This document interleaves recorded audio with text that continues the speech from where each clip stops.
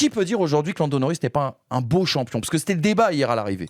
J'ai complètement revu ma copie hier soir. Mais parce qu'en fait, j'ai essayé de capter, je me suis dit, mais pourquoi un type qui est champion du monde ne m'a pas fait d'effet ? Et en fait, je pense que moi en tout cas, j'ai eu une perception biaisée par l'impression que me donnait McLaren sur ce qu'ils auraient dû dominer versus ce qu'ils ont dominé. Il est tout le temps sur le podium. Et en fait, quand tu regardes à chaque fois les arrivées des courses, il est deuxième derrière Verstappen ou il est deuxième derrière Piastri. Et oui, on l'a moins vu brillant. Mais alors par contre, il a toujours été là. La saison qu'il a faite, elle est archi...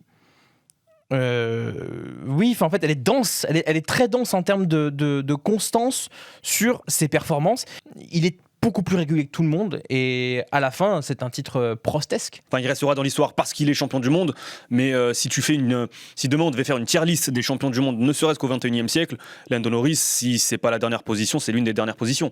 La palme de la régularité, pour moi, elle est davantage à donner à un pilote comme Max Verstappen, qui au volant d'une voiture qui ne devrait très pas, irrégulière ou pour qui le coup, n'aurait pas dû lui permettre de jouer un championnat, encore une fois, sur 24 courses.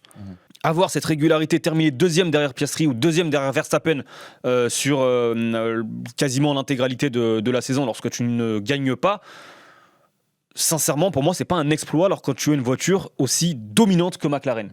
Tout n'est pas de son fait et j'ai même envie de dire la majorité des points que je reproche sur l'image Lando Norris champion 2025, c'est du fait de McLaren. RMC.